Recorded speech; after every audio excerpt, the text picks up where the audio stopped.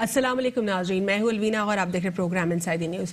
नाज़रीन, आज 25 दिसंबर को मोहम्मद अली जिन्ना साहब जो कि बानी पाकिस्तान हैं, उनका यौम विलादत मनाया जा रहा है। मुल्क में ना सिर्फ पाकिस्तान में बल्कि ओवरसीज़ पाकिस्तानीज़ भी इस दिन को हमेशा से याद रखते हैं, क्योंकि मोहम्मद अली जिन्ना साहब ने जो है टू नेशन थ्योरी जो है लोगों को समझाई, और उस वक्त समझाई जब इसकी बहुत सख्त ज़रूरत थी। और आज हमें एहसास होता है कि मोहम्मद अली जिन्ना साहब ने कितना अजीम काम किया हमें हिंदुस्तान से अलग करके, क्योंकि आज बीजेपी जो तमाम तर एक्सट्रीमिज़म फैला रहा है, मुसलमानों की नस्ल कशी कर रहा है और मुसलमानों को ख़त्म करने की कोशिश कर रहा है, चाहे वो CAA या CAB या फिर NRC की सूरत में हो, या फिर मुसलमानों का काउ स्लॉटरिंग के ऊपर बुरी तरह से उनके ऊपर तशद्दुद करना, कत्ल गारत करना, और बहुत सारे जो इंसिडेंट्स हैं इस तरह के हमने बीजेपी में देखे हैं, होते रहे बीजेपी की हुकूमत की जानिब से। साथ ही साथ इस तमाम तर सिचुएशन में हमें यह भी एहसास होता है कि हिंदुस्तान का बंटवारा बहुत ज़रूरी था, क्योंकि हिंदू और मुसलमान दो अलग अलग कौमें और दो अलग नज़रिए के लोग हैं। आज भी हिंदुस्तान पूरी कोशिश करता रहा है बार बार ये दिखाने की और ये सबूत पेश करने की कि पाकिस्तान जो है, पाकिस्तान में माइनॉरिटी सप्रेस है, लेकिन ये बिल्कुल गलत है। आज 25 दिसंबर को पूरे जो हमारे पाकिस्तान में मसीही बिरादरी है वो भी अपना त्यौहार खुशी से मनाती है, और हर जगह वो फ्रीली जा सकते हैं अपने चर्चेज़ में। जो हिंदू बिरादरी है वो टेम्पल्स में ट्रेवल कर सकते हैं, लेकिन भारत में इसके बिल्कुल मुतरादिफ सूरत हाल है। कुछ बात करेंगे मुल्की सूरत हाल के हवाले से, सियासी सूरत हाल पर, कि पाकिस्तान पीपल्स पार्टी और PTI में बहुत सारे गैप्स हैं और बहुत सारे लूप होल्स हैं। हमेशा से ऑपोजिशन का यही कहना रहा है कि पाकिस्तान तहरीक इंसाफ जो है वन प्लेटफॉर्म पे नहीं लेकर आती, वन पेज पर नहीं लेकर आती ऑपोजिशन जमातों को। कराची के बजट की बात हो या फिर सिंध के सूबे की ओवरऑल सिचुएशन के ऊपर बात हो, वफाक को क्रिटिसाइज़ किया जाता रहा है, लेकिन आज हमने कोई जो ओवरऑल सिचुएशन है इसकी कॉन्ट्रडिक्टरी देखी। आखिर क्या सिचुएशन है जहाँ पर वज़ीर आला सिंध और गवर्नर साहब जो है वन पेज पर है, और कैसे तमाम जो सिचुएशन हुई इस पर बात करेंगे। साथ ही साथ कुछ बात करेंगे ओवरऑल जो मुल्की सूरत हाल पाकिस्तान मुस्लिम लीग नून के हवाले से। राना सनाउल्लाह साहब की जो उनको रिहा कर दिया गया, बरी कर दिया गया, अभी तक वो मुलजिम हैं क्योंकि उनके ऊपर वो एक्यूज्ड हैं फ़िलहाल, और शहरियार अफरीदी साहब भी यही बताने की कोशिश कर रहे हैं कि कोई कन्विक्शन ख़त्म नहीं हुई है, वो अब भी एक्यूज्ड हैं और उनके ऊपर जो सबूत हैं वो भी सामने पेश किए जाएंगे और उनके ऊपर कन्विक्शन होगी। क्या हुकूमत को ऐसे बयानात देने चाहिए? क्योंकि अगर जेन्युइनली अगर वाकई कन्विक्शन साबित होती है तो क्या इस किस्म के स्टेटमेंट को मिसयूज़ किया जा सकता है फिर अपोजिशन जमातों की जानिब से?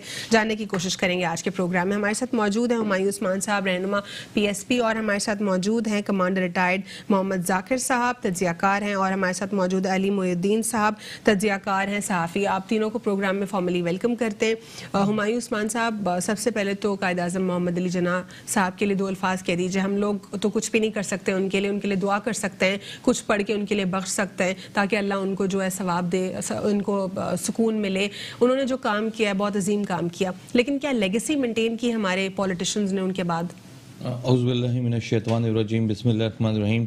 पहले तो अलमीना, जिस तरह आपने कहा कायद आज़म मोहम्मद अली जिन्ना साहब का आज 144 बर्थडे, मेरी तरफ से आपको और तमाम कौम को मुबारक हो।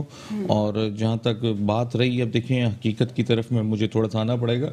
कायद आज़म मोहम्मद अली जिन्ना साहब ने जो ये पाकिस्तान बनाया था वो वक्त की उस वक्त संगीन ज़रूरत थी, संगीन, वो दूर अंदेश थे।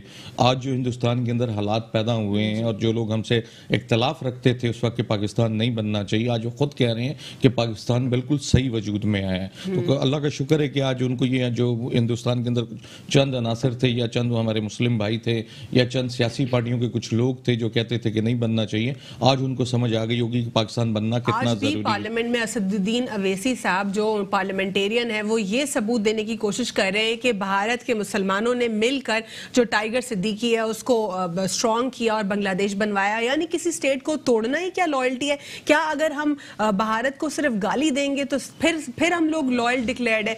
ये किस किस्म की, यानी खुद को कोशिश कर रहे हैं लॉयल प्रूव करने की। वही मोहम्मद अली जिन्ना साहब की बात साबित हो गई कि इनकी आने वाली नस्लें पूरी जिंदगी प्रूव करती रहेंगी कि we are loyal with India. Exactly देखें वो सिनेरियो डेवलप हो गया ना, हमें तो अब जरूरत ही नहीं ना हम भारत को गाली दें। भारत अपनी मौत अब खुद मरने जा रहा है ना इस वक्त, जो उसने ये लेने लगा अपना बिल, ले भी ले, लेकिन अब जो उसने हालात पैदा कर दिए ना, हालात पैदा कर दिए, अब नहीं रुकेंगे ना। कौन भरोसा करेगा, कौन मुस्लिम उस पर भरोसा करेगा, कौन सिख उस पर भरोसा करेगा कि कल सिखों के साथ ये ज्यादती नहीं होगी। बहुत ज्यादा मक्कार और चालबाज लीडर है, उसने औरतों को, मुसलमानों की औरतों का माइंड अपने हाथ में कंट्रोल किया हुआ है। जिस किस्म के वो बिल पेश करता है, तमाम तर जो वहां पे मुस्लिम कम्युनिटी, उनके माइंड्स को उसने ग्रिप किया हुआ है। देखिए अलवीना, मैं आपको बताऊं ना, कौम बहुत एडवांस हो गई। सोशल मीडिया का दौर है, 2 मिनट में क्लिप आ जाता है। इतनी चीजें एडवांस हो गई। वैसे ही 5th जनरेशन वॉर का भी चक्कर चल रहा है, हर चीज कुछ जरूरत से ज्यादा लोगों तक पहुंच रही है ना। एक महदूद हद तक पहुंचनी चाहिए थी, लेकिन आज 5th जनरेशन वॉर की वजह से वो जरूरत से ज्यादा पहुंच रही है। हर बंदा बाखबर है, आपके इस कैमरे की आंख के थ्रू बाखबर है, इस मोबाइल के थ्रू बाखबर है। हर चीज लोगों के सामने दूध का दूध और पानी का पानी हो चुका है। मैं नहीं समझता कि अब कौम बेवकूफ बनेगी या लोग बेवकूफ बनेंगे। लोग तो बहुत एडवांस हो गए हैं। जो आज पाकिस्तान के अंदर भी जिस हद तक लोग, आम आदमी जिस हद तक बात कर रहा है, आज से आपने देखा होगा 10, 15, 20 साल पहले इस हद तक वो जा नहीं सकता था, इस हद तक वो बात नहीं कर सकता था। तो ये जमहूरियत तो रियल मैं समझता हूँ कि आपने पैदा की, इस कैमरे की आंख ने पैदा की और इस चीज़ ने पैदा कर दी। और 5th जनरेशन वॉर इसी का नाम है जिसको दुनिया इस वक्त तकलीफ दे रही है। जी ठीक है। कमांडर रिटायर्ड मोहम्मद जाकिर साहब, मोहम्मद अली जिन्ना साहब के लिए 2 अल्फाज। बिस्मिल्लाहिर्रहमानिर्रहीम। जिन्ना साहब देखें एक बहुत अजीब लीडर थे और जिस तरह से उन्होंने पाकिस्तान का मुकदमा लड़ा उन साम्राज्यी कुव्वतों के ख़िलाफ़, उसकी कोई मिसाल नहीं मिलती। देखिए बहुत ठंडा मिजाज था उनका, उन्होंने ना अंग्रेज़ को नाराज़ किया ना हिंदुओं को नाराज़ किया। उन्होंने अपने वर्ड्स में भी बोला कि पाकिस्तान की जो मैंने बुनियाद हमने मिलकर जो रखी है वो अपने टॉक से, पीस से रखी। तो मैं समझता हूँ कि अगर वो एग्रेशन की तरफ जाते और डंडा उठवा लेते कौम के हाथों में अंग्रेज के खिलाफ, तो आज हम आज़ाद ना होते। तो उनके करैक्टर से कुछ हमने सीखना भी तो है ना। मुझे अफसोस है कि आज तक उनके बाद हमें कोई लीडर नहीं मिला, वो मिजाज नहीं मिला, वो सच्चाई नहीं मिली, दूरदर्शी नहीं मिली, वो सच्चाई नहीं मिली, वो दयानतदारी नहीं मिली। तो आज लेकिन यहाँ पे एक चीज ऐड करना चाहूंगी जाकिर साहब कि सच्चाई वाला अगर मिल भी जाए अब, क्योंकि लोगों को एक उम्मीद लगी थी, लेकिन अब बुराई इतनी फैल गई और इतनी मजबूत हो गई है कि उस सच्चाई को जो है उस पर गालिब होना जरा इम्पॉसिबल सा दिखाई देता है। और वो इंस्टीट्यूशंस भी इतने इंटरनली और बाहर से भी इतने तबाह हो गए हैं कि चेंज आना बहुत मुश्किल हो गया। मैं इस बात से एग्री नहीं करता। ठीक है, हमारे सामने एक कौम की मिसाल है चाइनीज, जो दुनिया की फजूल तरीन कौम थी। अच्छा। ये अफ्यून खाकर फुटपाथों पे लेटे रहते थे। सबसे निकम्मी कौम मशहूर थी। उनको एक लीडर मिला, और उसने कौम बनाया। ठीक है, तो दुनिया के लोग इसी तरह से होते हैं। ये लीडरशिप होती है जो उनको लेके जाती है आगे। हमें आज भी अगर कोई कायदे आज़म जैसा लीडर मिल जाए तो मैं नहीं समझता कि ये जो बेज़ाब्तियाँ है, ये जो बेरब्त निज़ाम है, ये इसी तरह से रहेगा, क्योंकि लीडर लेके चलता है। यानी आप कह रहे हैं लीडर इन्फ्लुएंस कर सकता है, सोसाइटी को चेंज लेकर आ सकता है। इसमें आपको क्या लगता है कि अली मोइनुद्दीन साहब के क्या वाकई कोई एक लीडर जो है वो इतना इन्फ्लुएंस तो डेफिनेटली करता है, लेकिन इन्फ्लुएंस करने के साथ साथ क्या कोई सोसाइटी में पिवटल रोल प्ले कर सकता है? जो इंस्टीट्यूशंस तबाह हो चुके हैं उनको दोबारा रिवाइव करके बेहतर कर सकता है इस दौर को, अगर आप मद्देनजर देखें? देखिए, पहली बात तो ये है कि हम जितना भी शुक्रिया अदा करें या जितना भी खराज तहसीन पेश करें कायदे आज़म मोहम्मद अली जिन्ना के लिए, वो कम है। बात हकीकत है, कमांडर साहब ने जो बात की है कि हमें कोई अब तक लीडर नहीं मिला, और एक हमारी बदकिस्मती ये है कि वो कहते हैं अल्लाह ताला अपने नेक बंदों को जल्दी बुला लेता है। तो कायदे आज़म अगर कुछ साल और रह जाते तो वो हमारा नक्शा या हमारा आइन या हमारी और चीज़ें जो है वो दुरुस्त कर जाते। लेकिन उस तरीके का कोई हमें सच्चा हकीकी जो कौम से प्यार करने वाला, मुल्क से प्यार करने वाला और मुल्क के लिए जान देने वाला, यानी अगर आप देखें आखिरी साल में वो सख्त बीमार थे लेकिन उन्होंने अपनी तरजीहात जो हैं वो मुल्क के लिए दी। तो अगर इस तरीके का हमें आज भी कोई लीडर मिले, बाहर नहीं गए वो इलाज करवाने, मैं भी कह रहा हूँ ना कि वो अपने आखिरी साल में सख्त तरीन बीमार थे, लेकिन उसके बावजूद उन्होंने इस कौम और इस मुल्क के लिए जो है वो अपनी तरजीहात को सबसे पहले रखा। तो अगर हमें आज भी कोई इस तरीके का लीडर मिल जाए जो मुफादात को छोड़ दे, अपने मुफादात को, लेकिन किसी भी आप पॉलिटिकल पार्टी को साइड पे इस वक्त रख के एक as a personality Imran Khan साहब को अगर देखें, उन्होंने बातें भी की चेंज लाने की और उनकी नीयत से लगता भी है, लेकिन क्या आपको लगता है कि उनकी जो टीम है और जो इस वक्त इतनी तबाही फैल चुकी है, क्या वो लेकर आ सकते हैं? क्योंकि 13 माह में तो कोई चेंज नहीं दिखाई दिया। इमरान खान साहब की बात नहीं है, बात जो है ओवरऑल की जाए तो तमाम सियासतदान जो हैं वो बयानात देने तक पॉइंट स्कोरिंग के लिए, अपने वोट बैंक को कैच करने के लिए सब दावे करते हैं, लेकिन हकीकत में आने के बाद इख्तिदार में कोई किसी ने आज तक काम नहीं किया। 72 साल की तारीख मौजूद है हमारे पास, आज तक किस सियासतदान ने अपनी चीज़ों पे जो है वो अमल किया, और अगर किया तो जब तक उसके अपने मुफादात उस चीज़ से नहीं जुड़े वो काम नहीं किया।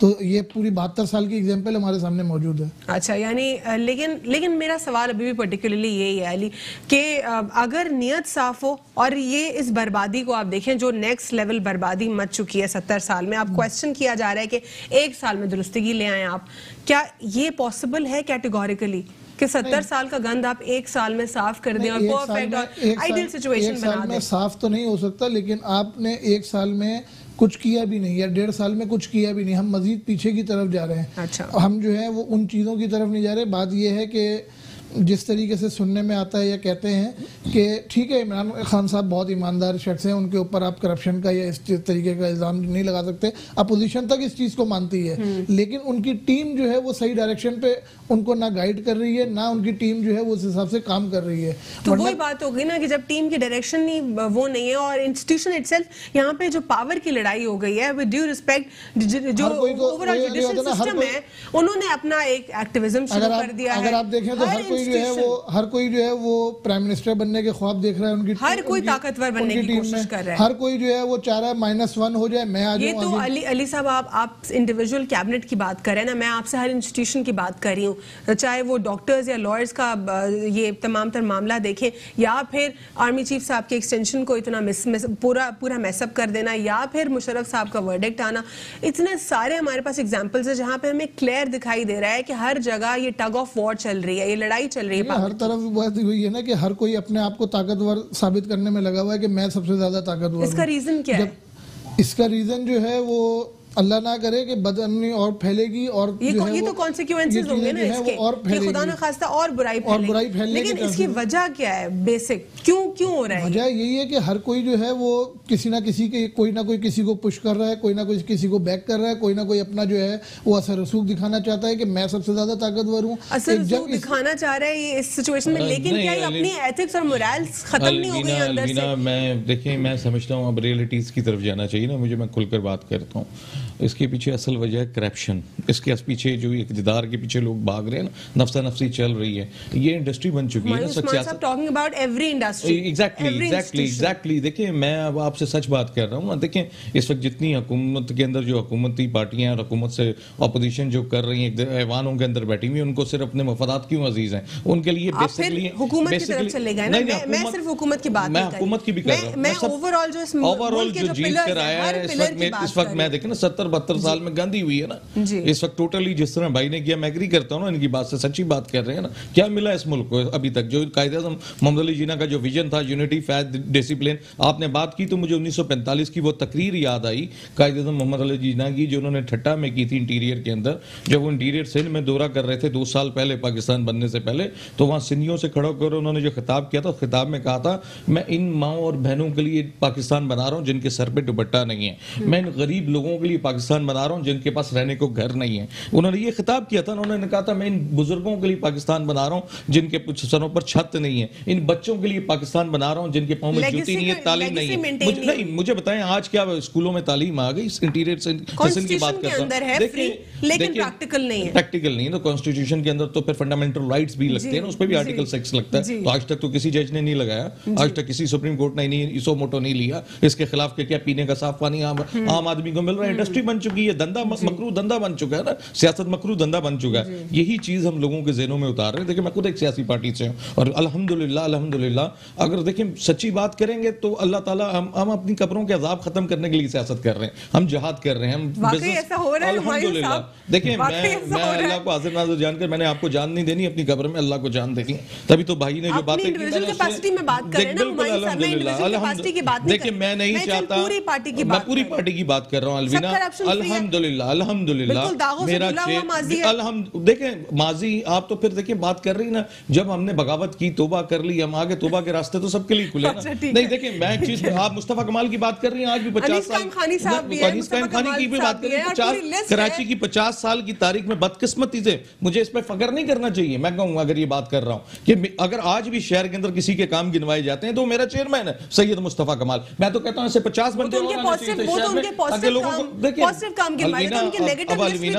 अलवीना उस वक्त कोई आपके इस चैनल पर बैठ के उसके खिलाफ बात नहीं करता था जब उन्होंने उसके खिलाफ बगावत की और ऐलान जंग किया। आपका मीडिया खड़ा होकर कहता था ना कल घर से बाहर कैसे निकलोगे। आज अल्लाह ताला ने उस फिरौन को खत्म कर दिया ना, नेस्तो नाबूद कर दिया, जो यहाँ पे लाशों की सियासत कर रहा था। मेरा एमक्यूएम से तो कोई ताल्लुक नहीं था ना। मैं तो कह रहा हूँ कि मैं आया हूँ जिहाद करने आया हूँ, मेरी कौम बच रही है। आज लोग सिंधी के पंजाबी महाजिर एक दूसरे से लड़के नहीं मर रहे, तो हकीकत यही है, ये बिजनेस बन चुका है। और अल्हम्दुलिल्लाह अभी आप देखिएगा इंशाल्लाह ताला 24 में आपको बता, वक्फा लेना है और वक्फे के बाद गुफ्तगू सिलसिला यहीं से जारी रखते हैं। Inside the news. Welcome back after break. नाज़रीन, ब्रेक से कबल हम बात कर रहे थे पाकिस्तान, बानी पाकिस्तान मोहम्मद अली जिन्ना साहब के हवाले से, विजनरी लीडर, लेकिन अनफॉर्चुनेटली हमें पाकिस्तान में दोबारा वैसी अच्छी साफ नेक नीयत वाला लीडर ना मिल सका जिसने पाकिस्तान की बुनियाद रखी। लेकिन अनफॉर्चुनेटली इस दुनिया फ़ानी से बहुत जल्दी कूच कर गए, इसीलिए पाकिस्तान का जो निज़ाम है वो नहीं सही हो सका। अब बात करेंगे हमारे अब इस दौर के कंटेम्प्रेरी लीडर्स के हवाले से, करप्शन केसेस में इन्वॉल्व, ड्रग डीलिंग में इन्वॉल्व, ड्रग स्मगलिंग में इन्वॉल्व। राना सनाउल्लाह साहब एक ऐसा नाम है जिनके ऊपर इल्जाम लगा था, एक्यूजेशन था अभी तक उनके ऊपर, और अभी भी एक्यूजेशन ही है, कन्विक्शन नहीं हुई कि उन्होंने ड्रग स्मगलिंग की है। लेकिन उसमें वो जो है उनको बेल हो गई है। शहरियार अफरीदी साहब कहते हैं इनके ऊपर कन्विक्शन भी साबित होगी। कमांडर साहब, मैं आपकी जानिब आऊंगी उस्मान साहब। कमांडर साहब आपसे मुकम्मल कर दूं ब्रेक पे जाने से पहले, सॉरी भाईजान, मैं आपकी इजाजत से, हम 24 जनवरी को इंशाल्लाह ताला लाड़काना गढ़ी खुदा बख्श में जलसा करने जा रहे हैं। आपके चैनल पर ही बैठकर मैंने 21 जुलाई से पहले बात की थी कि इलाकों का इज्तिमा होगा कराची में, और मैं आपको फिर कह रहा हूँ इंशाल्लाह ताला अब सिंध की अवाम पाक से जमीन पार्टी के साथ खड़ी हो रही है। लाड़काना में गढ़ी खुदा बख्श में आप जलसा देखते हैं। ठीक है कमांडर साहब, इस केस को देखते हुए कि जहाँ पे उनको बेल मिल गई 10-10 लाख के 2 मचल के एवज जो है उनको ये बेल मिली है, तो अब वो बाहर हैं, लेकिन शहरियार अफरीदी साहब कह रहे हैं वो सबूत अपनी आंखों से देखे हैं और ये कन्विक्शन के ऊपर जो है साबित होगी और ये केस मंतकी अंजाम तक पहुंचेगा, ये उनका कहना है। क्या इस किस्म के स्टेटमेंट्स जो हैं ये इटसेल्फ हुकूमत के लिए सवालात खड़े नहीं करते कि जब एक तरफ अपोजिशन जमातें कहती हैं कि ये लोग इन्फ्लुएंस हो रहे हैं केसेस के ऊपर, असरअंदाज हो रहे हैं, तो क्या इस किस्म के स्टेटमेंट से क्या वो बात सच्ची हो जाती है या ये एक इररिस्पॉन्सिबल तरीकाकार है? देखिए, जब भी ये केस बना था उस वक्त भी बहुत सारे सवालिया निशान थे और गवर्नमेंट ने लगता ऐसा ही था कि अपना होमवर्क सही नहीं किया। जो इनके पास सबूत थे, क्योंकि पिछले 2 दिन से हम भी चैनल सारे देख रहे हैं और तजज़िये देख रहे हैं, और कोई एक सबूत भी अदालत में नहीं अभी तक पेश किया गया, और नहीं तो कम से कम मीडिया को ही दे देते ये वो सबूत, लेकिन कोई ऐसा सबूत जो कह रहे हैं वीडियोस हैं सारी 15 दिन से एंटी नार्कोटिक्स फोर्स कह रही थी कि ये कोई मूवी तो नहीं चल रही ना, एक्शन मूवी के हम आपको दिखा दें। नहीं बिल्कुल सही कह रहे हैं। जमानत हो जाना, उनकी जमानत हो जाना एक बहुत बड़ा सवालिया निशान है। लेकिन अभी मुझे दुख इस चीज का है कि लोग 5-5, 6-6 महीने, 10-10 साल जेलों में रह के फिर बाइज्जत बरी होते हैं, उसका हिसाब कौन देगा? अगर आपने इल्जाम तराशी की है और अदालत में ये साबित हो जाता है कि वो बेगुनाह थे, तो फिर जिन लोगों ने इल्जाम लगाया क्या उनको सजा नहीं होनी चाहिए? वरना तो ये जी बिल्कुल जरूर होनी चाहिए। रिफॉर्म्स की जरूरत है और सच्चाई की जरूरत है। हमें अदलिया में अदल और इंसाफ वाकई होना चाहिए। अदल और इंसाफ चाहिए हमें, इससे नहीं है वहाँ पे भी तो और चल रहा है ना, विद ड्यू रिस्पेक्ट, बिल्कुल बुरे उनको क्वेश्चन करें तो वो 5 साल 10 साल बाद वहां से एक बहुत बड़ा रिटेलिएशन आता है। नहीं, ऐसा नहीं होना चाहिए ना। अगर इस मुल्क को हमने सही सिम्त में लेके जाना है तो हर इदारे ने अपना काम करना है और खुश असलूबी से करना है, दयानतदारी से करना है और इन्फ्लुएंस में नहीं आना है, सियासी लोगों के इन्फ्लुएंस में नहीं आना है। और जब तक हम सजा और जजा का कोई मरबूत निजाम नाफिज नहीं करेंगे। लेकिन शहरियार अफरीदी के स्टेटमेंट को इटसेल्फ आप कैसे देखते हैं? Is it raising question Ali की स्टेटमेंट्स डे 1 से जज्बाती स्टेटमेंट्स अच्छा। हैं, मैं तो इस तरह से देख रहा हूँ। होनी चाहिए पहले हुकूमत दिन की भी जानिब से या नहीं होनी चाहिए, क्योंकि ये केस तो अदालत में साबित होना है ना। अब वो मीडिया पे आगे बड़ी बड़ी बातें जो उन्होंने की, कहीं वो कस्में खा रहे हैं, कहीं वो अल्लाह को बीच में ला रहे हैं, कहीं वो कलमे पढ़ रहे हैं। देखें आज तो जो हुआ है उससे तो लगता है ऐसे ही है कि कहीं कुछ मतलब बेरब्त चीजें हैं बीच में इसके ना, जो इंशाल्लाह सामने आ जाएंगी।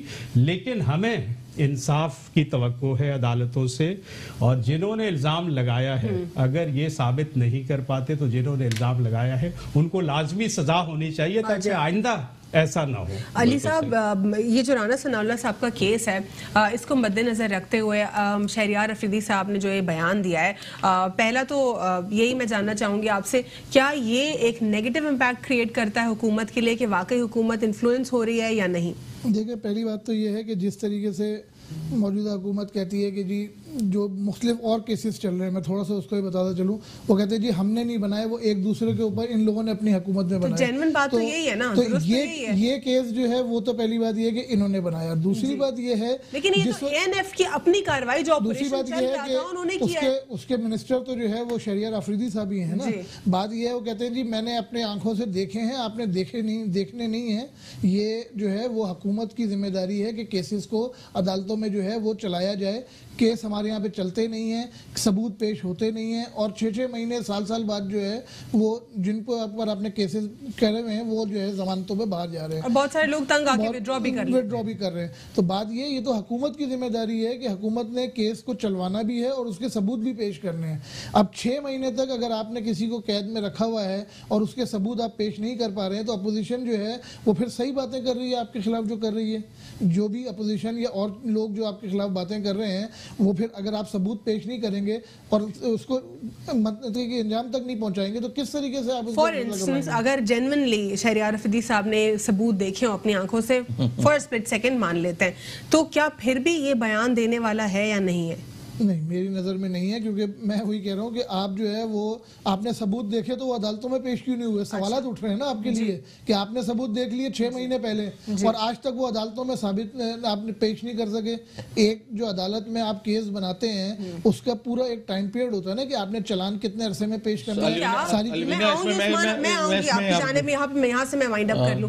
लेकिन मुझे यहाँ पे ये बताइए कि इस सिचुएशन के ऊपर अगर हुकूमत की तरफ से ऐसे बयानात आते हैं, तो क्या इसी वजह से ऑपोजिशन जमातें कहती हैं कि आप लोग इन्फ्लुएंस हो रहे हैं? बिल्कुल, यानी आप ये देखें ना कि गिरफ्तारी से पहले आप लोग जो है वो ऐलान करने बैठ जाते हैं, उसके बाद जो है वो जब जो है वो किसी को बेल मिल जाती है, जमानत मिल जाती है, आप जो है वो अदालतों के ऊपर और फैसलों के ऊपर जो है वो असरअंदाज होना शुरू हो जाते हैं। तो फिर अपोजिशन जो कह रही है वो इसी बेस पे कह रही है ना कि आप जो है वो अपना असर रसूख डाल रहे हैं कि हर चीज़ में, गिरफ्तारी में भी डाल रहे हैं और जमानतों के बाद भी आप जो है वो हमारी फॉर इंस्टेंस अगर ना डाल रहे हो अपना इन्फ्लुएंस और सिर्फ ये बात as a statement, as state ये करना चाह रहे हो, तो फिर भी गलत है ये? नहीं, एज अ स्टेट कर रहे हैं तो एज अ स्टेट जो है वो आपने जब केस बना है तो उसको आप प्रूव करें ना अदालत में जाके एज अ स्टेट। ठीक है, आप कह रहे ऐसे नहीं होना चाहिए उस्मान साहब, क्या ऐसा होना चाहिए? फॉर इंस्टेंस वो इन्फ्लुएंस नहीं कर रहे, कोई प्रेशर नहीं डाल रहे उस इंस्टीट्यूशन के ऊपर, लेकिन ये बात इटसेल्फ ये कर रहे हैं। अलवीना, आपने वो प्रेस कॉन्फ्रेंस शायद सुनी होगी जब एएनएफ के डीजी साहब साथ बराबर में बैठे हुए थे, वो कह रहे थे ना कि एक्शन मूवी तो नहीं चल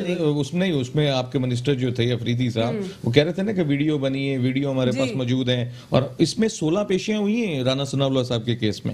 16 पेशियों पे अदालत ने बार बार ये कहा है कि वो जो वीडियो एविडेंस आपने प्रेस कॉन्फ्रेंस में जिक्र किया था वो हमें पेश कर दिया। बार-बार यही कह रहे थे ना, उन्होंने उस वक्त कोई नहीं कहा कि मेरे पास है वीडियो, नहीं, वो उन्होंने ये कहा कि we can not show everything. Exactly, वो उन्होंने कोई इस तरह की बात नहीं की ना, आपकी गवर्नमेंट ने बात की ना, मिनिस्टर साहब बात कर रहे थे ना अफरीदी साहब कि अल्लाह को मैंने जान देनी है, हमने वीडियो बनाई है, उन्होंने रेसिप्रोकेट किया था डीजी साहब ने। डीजी साहब ने, देखिए डीजी साहब ने जो मर्जी किया हो, मैं एक बात कर रहा हूं कि हमारे जो मिनिस्टर साहब हैं उस प्रेस कॉन्फ्रेंस के अंदर लाइव बैठ के कह रहे थे कि मेरे पास वीडियो एविडेंस मौजूद है, हमने वीडियो बनाई है और हम अदालत में पेश करेंगे। तो 16 पेशियां हुई हैं, आपने अदालत में पेश क्यों नहीं की भाई?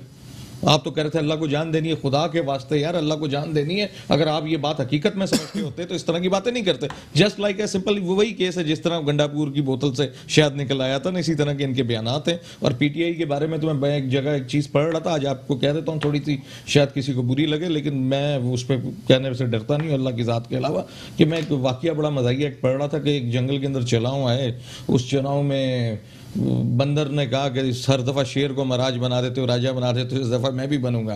तो जानवरों ने फैसला, रियाया ने फैसला कर लिया, इस दफा बंदर महाराज को राजा बना देते हैं। तो बंदर महाराज राजा बन गए। कुछ अरसे बाद जंगल से एक बकरी चोरी हो गई, शेर के पास सारे पहुंच गए। शेर ने बोला मैं तुम्हारा राजा नहीं हूँ, बंदर महाराज के पास जाएं। तो वो सारे जानवर बंदर महाराज के पास पहुंचे। तो बंदर महाराज एक दरख्त पे बैठे हुए थे।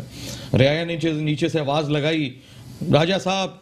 वो बंदर एक्शन में आ गए कि भाई वाह केस आया, कोई बंदर साहब नीचे लपके आ गए। तो उन्होंने बताया बकरी चोरी हो गई, और बंदर लपक के दूसरे दरख्त पे, तीसरे दरख्त पे, इस तरह कोई घंटा उन्होंने 5-6 दरख्तों पे गुजार दिया। नीचे से रियाया चीख कर पूछ रही है, राजा साहब बकरी मिली? बोला बकरी मिले नहीं मिले, मेरे एफर्ट में कोई कमी आई है। तो ये जस्ट लाइक है, जितने बड़े मगरमच्छ जिनको इमरान खान साहब कहते थे आज उनको छोड़ दिया है, उनको छोड़ दिया है। वो यही कह रहे ना मेरे एफर्ट्स में कोई कमी आई है। बंदों को एफर्ट से कोई सरोकार नहीं ना।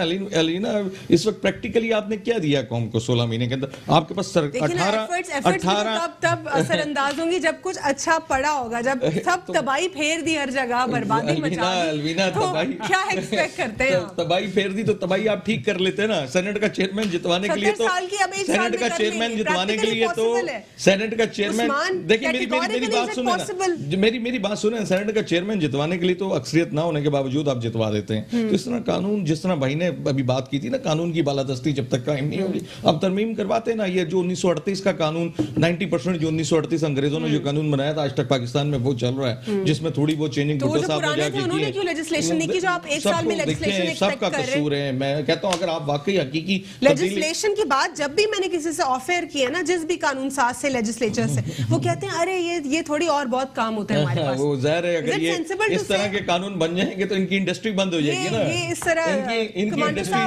कमांडर साहब ये बात करते हुए, मतलब मैं दिल में सोचती हूँ इनको जरा भी शर्म नहीं आ रही है बात बोलते हुए, और बड़े डिटाइल से बोलते हैं अरे ये लेजिस्लेशन नहीं, हमारे पास बहुत काम होते हैं, रोज बात करनी होती है असेंबलीज में, पकड़े जाएंगे ना ये सारे खुद। असेंबली में अभी प्रॉब्लम निजाम सही हो सकता है तो 5 साल बाद भी यही नारा होगा कि 5 साल में तो कुछ नहीं हो सकता, हमें तो 20 साल चाहिए। नहीं, देखें ये नारा पॉसिबल ही नहीं। हुमायूं साहब एक सेंसिबल बात नहीं थी। 100 दिन जिन्होंने काम नहीं करना उन्होंने 1.5 साल में भी नहीं करना, 5 साल में भी 50 साल में भी 50 साल में भी नहीं करना। जिन्होंने करना है पहले महीने से शुरू हो जाता है, पहले महीने से निजाम बदलना शुरू हो जाता है।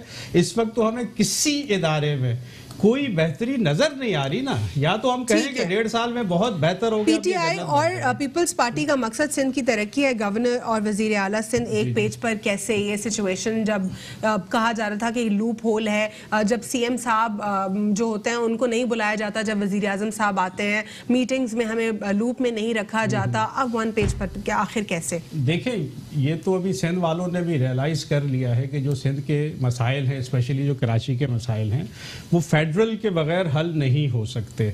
अगर ये फेडरल से अच्छे रिलेशंस नहीं रखेंगे तो सिंध के मसले और ये जो कराची के मसले हैं ये हल नहीं हो सकते। एक ना एक दिन इन्हें तो आना था। अब हमने ये देखना है कि ये जो गठजोड़ या ये जो बयानात अभी आ रहे हैं वाकई ये संजीदगी से आ रहे हैं या नहीं। अगर ये संजीदा हैं फिर तो हम बहुत बेहतरी की तरफ जा रहे हैं। और इसकी एक वजह ये भी है कि इस वक्त जो दबाव है पीपल्स पार्टी के ऊपर, जो एजेंसीज उनके पीछे हैं, जाहिर है पीछे उसके भी फेडरल है, तो उधर से भी उन्हें थोड़ा सा रिलीफ चाहिए। तो अब अगर ये उनके साथ किसी गठजोड़ पे या किसी रजामंदी पे जा रहे हैं बेहतरी के लिए इस सूबे की और इस शहर की, तो इसको तो हमें अच्छी उससे देखना चाहिए नज़र से, और इंशाअल्लाह इससे बेहतरी होगी। लेकिन यहाँ पे फिर वही है कि नीयतें इनकी सही होनी चाहिए, इरादे सही होने चाहिए। अगर ये सही इरादों के साथ मिल के काम करें, और अपोजिशन देखें, अपोजिशन को भी तो इलेक्ट लोगों ने ही किया है ना, इस मुल्क के अवाम ने किया है। अपोजिशन का मतलब ये नहीं है कि हर चीज पे जो है वो एतराज और हर जगह टांग ये बात मैं भी करती हूं। दुनिया में अपोजिशन होती है ना, ओनली पॉजिटिव क्रिटिसिज्म जिधर जरूरत है, जिधर जरूरत है। फॉर इंस्टेंस बीआरटी की बात कर लें, किसी और मंसूबे की बात कर लें, उस पे सवालात रेज करें कि ये क्यों नहीं हुआ इतने टाइम पीरियड में, क्या डेडलाइन थी, कैसे। ये होती है सिविलाइज्ड अपोजिशन जमातें। की बेहतरी ऐसे नहीं होती कि जर्मनी और फ्रांस की सरहदें नहीं मिलती हैं, चाइना और उसकी सरहदें नहीं मिलती हैं, उसको उन्होंने बाजी बोल दिया, हर अच्छी उसको चीज पे उन्होंने भी ये बोल दिया। जो है हर criticize स्टेटमेंट करना के ये ऊपर सही नहीं है। यूएन जनरल असेंबली में कोई तकरीर करके कोई बड़ा काम नहीं कर दिया, भुट्टो साहब ने भी की है। इस किस्म के बयानात नहीं चाहिए हमें ऑपोजिशन से। हमें ऑपोजिशन एक मजबूत और प्रोडक्टिव चाहिए जो प्रेशर बिल्डअप कर सके हुकूमत के ऊपर, हुकूमत से काम करवा और सके। अच्छे do you agree with that? बिल्कुल, अच्छे कामों में सपोर्ट करे गवर्नमेंट को, अप्रिशिएट करे गवर्नमेंट जी। को, और उसके बुरे कामों में क्रिटिसाइज करे, ठीक है, तो फिर मुल्क बेहतरी की तरफ जाएगा। यानी यही अल्टीमेट सोल्यूशन है। तो आप कहते हैं कि एक आम स्टेक होल्डर है ऑपोजिशन जमातें, और ऑपोजिशन जमातें ही हुकूमत को प्रेशराइज कर सकती हैं। लेकिन इस केस में आप क्या कोई अच्छी नियत देख रहे हैं दोनों की, या आपको कोई नियत पे शक हो रहा है? इस वक्त तो चीजें बिल्कुल सामने नहीं है अभी। तो जब थोड़ा ये आगे चलेगा, देखें ये किस तरह से मामलात को देखते हैं, सिंध के या कराची के मामलात को किस तरह से देखते हैं, तो चीजें खुद ही सामने आ जाएंगी। लेकिन इस वक्त तो हम यही तवक्को कर रहे हैं कि एक अच्छी नीयत से, ठीक है, अच्छी तवक्को जो है हम करते हैं कि कराची और सिंध के लिए जो है बेहतर होगा इंशाल्लाह। और एक छोटा सा वक्फा लेंगे, और वक्फे के बाद मैं अली मोइनुद्दीन साहब से जानने की कोशिश करूंगी कि क्या कोई पीपल्स पार्टी और पीटीआई में जो गठजोड़ हुआ है, क्या ये पॉजिटिव है सिंध के लिए, या इसमें कोई कॉन्स्पिरेसी इन्वॉल्व है? Stay with us on inside the news. ये सवाल मुझसे भी कीजिए। Welcome back after break. नाजरीन, ब्रेक से कबल हम बात कर रहे थे कि जो पीटीआई और पीपल्स पार्टी का गठजोड़ हमने देखा, क्या वो एक पॉजिटिव होगा हमारे लिए या नहीं। कमांडर रिटायर्ड मोहम्मद जाकिर साहब की जो है इस पर राय ये है कि अभी तक कुछ चीज़ें क्लियर नहीं है, लेकिन हम उम्मीद करते हैं कि इंशाल्लाह बेहतरी होगी। अली मोइनुद्दीन साहब, आप क्या समझते हैं इस गठजोड़ के हवाले से? देखिए, मेरे हिसाब से ये है कि ये आज का जो मौका था, कायद-ए-आज़म मोहम्मद अली जिन्ना की जो सालगिरह का दिन था, और उस पर जो है वो दोनों का शेड्यूल था कि उन्होंने जो है वो हाज़िरी देनी है, और उसके अलावा अक़लियतों का भी दिन था मसीह बरादरी की क्रिसमस के हवाले से। तो एक ये उस हवाले से आज के मौके के हिसाब से एक बयान दिया गया है, जबकि हकीकतन इस तरीके से लगता नहीं है कि कोई गठजोड़ हो या कुछ और हो। और अल्लाह करे कि नहीं, तो आप ये कहना चाह रहे हैं कि ये जेन्युइन नहीं, खुश करने के लिए बात की गई? ये आज के मौके के मेरे हिसाब से जो है वो आज के मौके के हिसाब से सिर्फ बयान की हद तक है। लेकिन ये पाकिस्तान तहरीक इंसाफ के लिए यू टर्न नहीं होगा, ये पीपल्स पार्टी के लिए भी यू टर्न नहीं। लेकिन बात ये है कि उन्होंने 27 तारीख को दौरे पे आने की उन्होंने शेड्यूल किया है, जबकि 27 तारीख का पीपल्स पार्टी ने जो है वो काफ़ी टाइम से अपने जलसे का भी कहा हुआ है, और 27 तारीख को जो है वो बीबी की बरसी भी होती है, और उस पर जो है वो उनका एक रिमार्क्स भी आ गए हैं कि जी 27 तारीख को तो मैं कराची में अवेलेबल नहीं होऊंगा, सीएम साहब के। तो बात ये है कि मैं वही कह रहा हूँ कि ये सिर्फ बयान की हद तक मुझे नज़र आ रहा है, बाकी अपनी अपनी राय हैं। लेकिन अल्लाह करे कि ये वाकई सच हो, और जो है वो आपस में मिलकर कुछ कराची के लिए काम करें, कुछ सूबे के लिए काम करें, क्योंकि तरक्की उसी में है कि मिलकर काम करेंगे तो होगा कुछ। अगर हम जो है वो मुफादात की सियासत करते रहेंगे। अली साहब, ये तो बिल्कुल नई बात आपने बता दी। आप कह रहे बेवकूफ़ बना रहे हैं दोनों। मैं बेवकूफ की बात नहीं कर रहा, मैं सिर्फ ये कह रहा हूँ कि आज के मौके के हिसाब से बेवकूफ करना दोनों बराबर ही है ना। इसको आप उससे ले लें, क्योंकि जो है मसीह बिरादरी को खुश करना, फिर पूरे मुल्क को खुश करना की हद तक है, क्योंकि नजर नहीं आ रहा, वरना फिर जो है वो सीएम साहब। लेकिन मैं उसी बात को आगे टेकअप करूंगी ना, जैसे कमांडर साहब कह रहे हैं कि अभी चीजें क्लियर नहीं है, अभी सिर्फ और सिर्फ एक सामने एक स्टांस मैं भी ये कह रहा हूँ कि चीजें क्लियर नहीं है, लेकिन आज के मौके के हिसाब से जो है तो क्या इतना नेगेटिव जजमेंटल होना दुरुस्त है? लेकिन ये है कि आगे जाके जो है वो हम तो कह रहे हैं कि कोशिश यही है कि आपस में मिलकर काम करें, क्योंकि अगर वो मिलकर काम करने की बात है तो सीएम साहब का एकदम बयान भी सामने आ गया कि जी जो है रिएक्शन भी सामने आ गया कि जी मैं तो 27 तारीख को अवेलेबल नहीं होऊंगा, और शिकवा भी सीएम साहब ही कर रहे हैं कि जी मुझे बुलाया नहीं जाता। तो हमेशा करते रहते हैं ना। तो बात ये है कि उन्होंने अपना मौकफ भी बता दिया और अपना शिकवा भी कर दिया कि जी मुझे बुलाते भी नहीं है और मैं 27 को होऊंगा भी नहीं। और यहाँ पे एक तरफ जो है गवर्नर साहब कह रहे हैं कि जी हम जो है मिलकर काम करेंगे। तो ये तो बातें पहले भी चलती रही हैं, पहले जो है बजट भी आ रहा था सिंध के लिए, कराची के लिए। तो अल्लाह करे कि पीपल्स पार्टी का अब तक कोई इस पे क्लियर स्टांस देखा आपने? किस हवाले से? इसी मंसूबे के हवाले से कि सिंध के ऊपर जो काम करना है, दोनों ने गठजोड़ जो फॉर्म करना है। नहीं, पीपल पार्टी का अभी तक कुछ भी नहीं है। पीपल पार्टी से अगर बात की जाए, सूबाई हुकूमत इनके पास है, 350 अरब जो है वो इनके पास आता है। इनसे भी सवाल ये होना चाहिए कि वो कहाँ जाता है। उसमें से ये लोग ठीक है फेडरल के नहीं आ रहा बजट इनके पास, अपने पास से ये लोग क्या कर रहे हैं। जैसे हमारे यहाँ पे मेयर साहब कहते हैं कि जी मैं तनख्वाहें बांट देता हूँ, तो ये भी क्या 350 अरब 400 अरब की तनख्वाहें बांट देते होंगे और साथ में कुछ खा पी भी लेते होंगे। हुमायूं साहब, आपको क्या लगता है, क्या ये सिर्फ और सिर्फ अफवाहें हैं और दोनों एक साथ वाकई वन पेज पर अभी भी नहीं है? मेरे चेयरमैन सैयद मुस्तफ़ा कमाल भाई तो बहुत अरसे से ये बात कर रहे हैं कि वज़ीर आज़म मेरा वज़ीर आज़म बनना चाहिए पाकिस्तान का PTI का नहीं, वज़ीर आला को मेरा वज़ीर आला बनना चाहिए सिंध का पीपल्स पार्टी का नहीं। जब तक देखिए 18वीं तरमीम के बाद NFC अवार्ड के थ्रू जो आप 1200 अरब रुपए का पैकेज जाता है सूबे को, 1200 अरब रुपए आप देते हैं सूबे को वज़ीर आला के थ्रू। तो जब तक वज़ीर आला के साथ प्राइम मिनिस्टर बैठेगा नहीं, कोई भी तरक्याती जो काम है बेसिकली जो इस सिंध के अंदर अशद ज़रूरत है ना, पूरे सिंध के अंदर पीने का साफ पानी नहीं है, स्कूल नहीं है, अस्पताल तबाह हो चुके हैं, तो जब तक वो वज़ीर आला के साथ बैठेगा नहीं। परसों वज़ीर आज़म के साथ भी मुलाकात हुई है वज़ीर आला की, मुराद अली शाह की, और मैं तो ये समझता हूँ कि अल्लाह करे अल्लाह ने इनको हिदायत दी और अकल दी और ये बैठ जाएं ताकि मेरे सूबे सिंध के अंदर काम हो जाए। लेकिन ये मुझे खदशा भी है ना अलवीना, इसमें मैं ओपन बात करूंगा, इसमें कोई ढकी छुपी बात नहीं है। बेसिकली जहां तक मुझे नजर आ रहा है ये इतिहाद जो है सिर्फ सेनेट और पार्लियामेंट के अंदर वो जो एक बिल पास करवाना एक्सटेंशन का उस तक महदूद होगा, और उसके बाद शायद ये फिर लेकिन उसमें तो वैसे भी बहुत ज्यादा कैटेगोरिकली से बाहर आ जाएंगी, बहुत ज्यादा कैटेगोरिकली इश्यूज है उसमें, क्योंकि वो जनरली एजाज एहसन साहब कह रहे हैं कि कोई मसला है ही नहीं, इसको एग्जैजरेट किया गया है, मैसअप किया गया है और कानून किसी वजूहात की बिना पर साइलेंट है। आप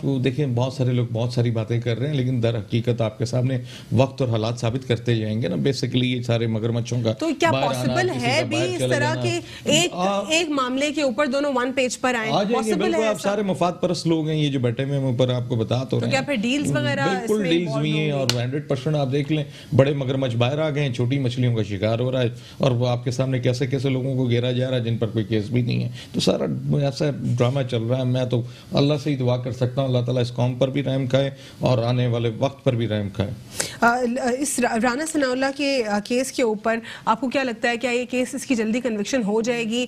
जिस तरह बाकी केसेस में लग रहा है बैक टू बैक सबको बेल मिल रही है, कोई बाहर जा रहा है, कोई इलाज से कुछ हॉस्पिटल्स में जा रहा है, ये सारा सिनेरियो हो रहा है, तो क्या ये इनके भी केसेस सबके वाइंड अप हो जाएंगे? पीपल्स पार्टी और पीएमएल अलवीना आप देखें ना, जिस तरह भाई ने बात की कि सजा और जज़ा का जब तक अमल आप प्रॉपरली कायम नहीं करेंगे, अपने कानून को सही नहीं करेंगे, मुल्क के अंदर कुछ भी बेहतर नहीं होगा। राना सनाउल्लाह तो मैंने आपको पहले भी बताया ना 16 पेशियां उसने भुगती हैं। 16 पेशियां में जजों ने यही कहा है कि भाई वो जो आप प्रेस कॉन्फ्रेंस में वीडियो का जिक्र कर रहे थे, जो वीडियो बनाई गई हमें वही दे दें तो उसकी रोशनी में हम फैसला कर दें। आप वो वीडियो प्रोवाइड नहीं कर सके। ये मैं आपको एक और चीज़ बड़ी मजे की बात बताता हूँ।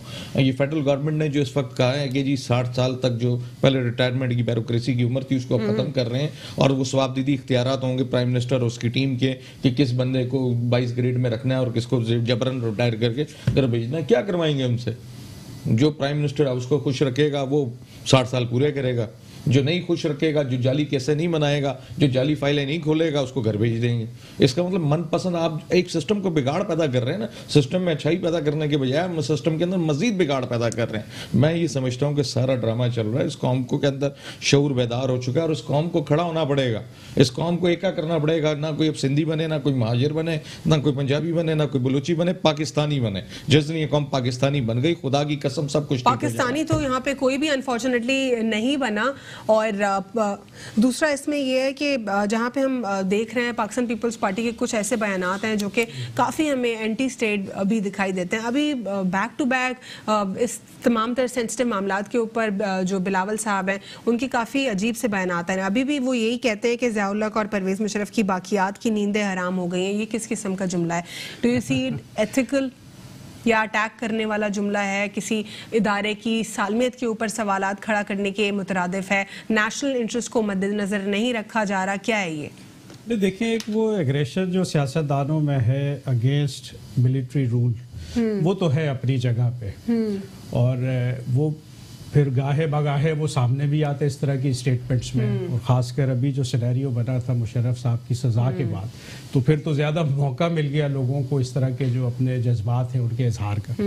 लेकिन हमने ये देखना है कि देखें, फ़ौज एक बहुत मोहतरम मुक़द्दस इदारा है इस मुल्क का, और हमेशा जब भी इस मुल्क को ज़रूरत पड़ी है फ़ौज ने अपना किरदार अदा किया है। अब ये अलग बात कि ये जो तूल पकड़ा जो फ़ौजी जर्नलों के इक़्तिदार ने, उस पर एक सवालिया निशान ज़रूर है कि इतना तूल जो है तकरीबन 30 साल जो है फ़ौजी जर्नलों ने इस मुल्क पे हुकूमत की, क्या वो लीगल था, इल्लीगल था? हमारी अदालतें हैं इसको साबित करने के लिए। लेकिन मैं ज़ाती तौर पे इस हक़ में नहीं हूँ कि एक यूनिफॉर्म में एक अफसर आके सियासत में मुलव्विस हो क्योंकि जिस दिन हम कमीशन लेते हैं हम एक हलफ उठाते हैं अल्लाह के सामने और इस कौम के सामने कि हम किसी किस्म की सियासी सरगर्मियों में हिस्सा नहीं लेंगे। अच्छा। हाँ, जहाँ मुल्क की सालमियत की बात हो वहाँ पे एक रोल फौज का है कि अगर कोई गवर्नमेंट को प्रॉब्लम है, अगर कोई डिजास्टर है, कोई ऐसी सिचुएशन है कि एकदम से मुल्क को संभाला देना है तो उधर फौज का एक किरदार बनता है, लेकिन वो एक आर्जी होता है, वो एक आर्जी होता है। जब उसको तूल देंगे तो उंगलियां तो उठेंगी, ये जज्बात भी नेगेटिव इस तरह के आएंगे, लेकिन डेफिनेटली यहाँ पे जो फिर बात वही आ गई कि सज़ा और जज़ा का एक निज़ाम होना चाहिए। अगर किसी ने गलत किया सज़ा होनी चाहिए, लेकिन ऐसा नहीं होना चाहिए कि सज़ा ऐसी दें कि जिसकी कोई मिसाल ही इस मुल्क की हिस्ट्री में नहीं मिलती, कि आपने एक जगह तो इग्नोर किया अयूब साहब के दौर को, फिर ज़िया साहब के 10 साल को भी इग्नोर किया, मुशर्रफ साहब का एकदम से सज़ा वो दे दी कि जो बिल्कुल ही जिसकी मिसाल नहीं मिलती। तो इसमें सज़ा में भी एक तसलसल होना चाहिए, हमें बिल्कुल इंसाफ सज़ा में तसलसल होना चाहिए, तमाम तर जो जुडिशल सिस्टम है उसमें रिफॉर्म्स होने चाहिए, अदल इंसाफ होना चाहिए। लेकिन ये मयार के एक दफा जब नवाज शरीफ साहब बाहर चले गए किसी को सजा दे दी, किसी कन्विक्शन के बावजूद, वो यानी वो मुजरिम है, कन्विक्शन उसके ऊपर है, वो बाहर चला गया, कोई ऐसा प्रेसिडेंट सेट नहीं हुआ कभी भी हिस्ट्री में। ये बहुत इटसेल्फ अदलिया के लिए सवालिया निशान है। इसके ऊपर माजरत के साथ अगर कंटेम्प्ट भी लगता है तो ये अदलिया से सवाल है कि क्या वो अच्छा प्रेसिडेंट है या वो बुरा प्रेसिडेंट है। अगर वो अच्छा प्रेसिडेंट है तो फिर रिहा करें सबको, जो वहाँ पे किसी बुरी बीमारी में कोई शख्स मर रहा है और उसके ऊपर कन्विक्शन साबित है फिर उनको भी बाहर निकाले जाने दें। इस तमाम तर सिचुएशन को देखते हुए यहाँ पे आखिरी सवाल आपसे करना चाहूँगी अली मोइनुद्दीन साहब कि मरियम नवाज साहिबा पहले कह रही थी मैं नहीं जाऊँगी कहीं, पासपोर्ट कोर्ट के पास है, पासपोर्ट भी ले लिया दरख्वास्त दे के, और बाहर जाने की भी बात सामने आ गई। ये तमाम तर सियासतदान सब झूठे हैं, झूठ बोलते हैं, बार बार वही बात रिपीटेडली करते हैं, जो कहते हैं ये काम नहीं करूँगा या करूँगी वही काम करते दिखाई देते हैं, और यू टर्न सिर्फ और सिर्फ इस दौरे हुकूमत को कहते हैं। ये अब मरियम नवाज साहिबा को नहीं जाने देने के जो है एक स्टांस आया है सामने कि उनको नहीं जाने का फैसला कर दिया है काबीना ने, इस पर क्या कहेंगे आप? देखें, काबीना से अदालतों ने जो है वो काबीना की तरफ फॉरवर्ड किया था और काबीना ने जो है अपना फैसला जो है वो बता दिया है। अब बात यह है कि अदलिया के पास उनकी दरख्वास्त है, अब अदलिया ने अपना फैसला देना है कि अदलिया ने क्या करना है। दूसरी बात यह है कि जहाँ पे बात आती है कि जी बीमार हैं, ड्रामेबाजी कर रहे हैं या बाहर जाके सही हो जाते हैं, मियाँ नवाज शरीफ साहब के लिए भी जिस वक्त जो है वो ज़मानत दी जा रही थी और उनका नाम नहीं निकाला जा रहा था, उस वक्त अदालतों ने जो है वो गवर्नमेंट से पूछा, नैब से पूछा, इदारों से पूछा कि भाई अगर आप मना करते हैं तो हम रोक देते हैं, हम नहीं लेते। मजाक बनाया गया ना कौम के साथ, आप जिम्मेदारी लेते हैं तो हम कहते हैं हमने नहीं जाने दिया, कोर्ट्स कहती है हमने नहीं जाने दिया, फेडरल कहती है हमने नहीं जाने दिया, जाने किसने दिया है? खुद चले गए। हाई कोर्ट ने जो है वो कहा था पैसे देकर गए, कुछ किस्तों में पैसे देके। देखिए ना, बात यह है कि उस वक्त हाई कोर्ट ने ओपनली बोला कि अगर आप जो है जिम्मेदारी लेते हैं तो हम नहीं जाने देते। उस वक्त ना जिम्मेदारी लेने के लिए हुकूमत बीच में आई, ना वजारत दाखिला बीच में आई। ताकतवर है ना, ताकतवर है अनफॉर्चुनेटली। मैं आखिरी इसमें एक बात कर दूं कि देखिए आर्टिकल 6 अगर लगना चाहिए तो इत्तेजाज एहसन पे भी लगना चाहिए। मोहतरमा के दौर में चोलिस्तान में चलने वाली सिखों की तहरीक के लिए पाकिस्तान हुकूमत से जितने चोरी कर कर उनके राज